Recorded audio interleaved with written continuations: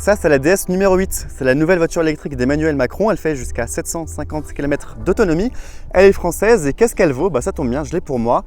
Je t'emmène avec moi, je te montre tout ça. DS, vous connaissez peut-être, c'est la marque premium de Stellantis, un peu ce qui est Audi par rapport à Volkswagen par exemple.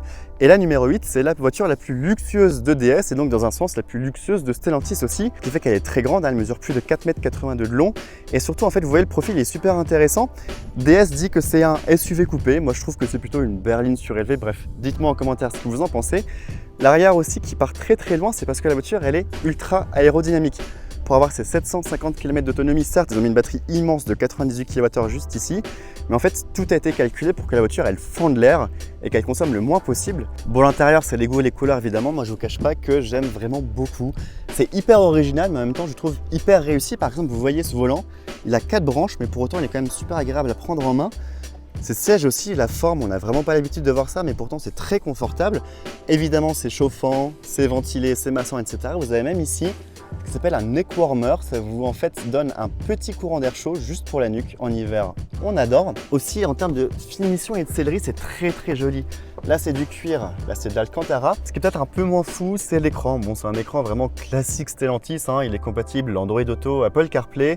Je vous cache pas que bon, j'aimerais quand même autre chose pour ce niveau de prix. C'est peut-être à l'arrière où c'est un peu plus limite. Vous voyez le toit qui termine très bas, plus les batteries qui forcément augmentent le plancher, ce qui fait que certes on a de la place, mais pas forcément beaucoup. Voilà, je mesure 1,78 m, j'ai pas beaucoup de place à la tête. Les jambes aussi, bon j'ai connu mieux on va dire, surtout encore une fois pour la longueur de la voiture. Après on a quand même une climatisation, on a des sièges chauffants et ventilés, ce qui est quand même assez rare pour une voiture de ce segment. Bon, le coffre aussi fait 620 litres, ça c'est pas mal. Le haillon il est électrique parce que c'est grand luxe. Là vous voyez, vous avez un bagage cabine, donc on peut en mettre quand même pas mal pour les départs en vacances. Là on a la grande batterie plus la sono, donc ce qui fait qu'on n'a pas beaucoup d'espace sous le plancher. Mais si vous enlevez les deux, vous avez quand même pas mal de place pour mettre par exemple vos câbles de recharge, sachant qu'il n'y a pas de coffre à l'avant. Évidemment, une si grosse voiture électrique avec autant de technologie, ça coûte cher. La première version, elle commence à 59 200 € avec 572 km d'autonomie. Si vous voulez la fameuse version 750 km d'autonomie, c'est 63 300 €. Et enfin, celle que j'ai, c'est la version 4x4 avec un deuxième moteur juste à l'arrière.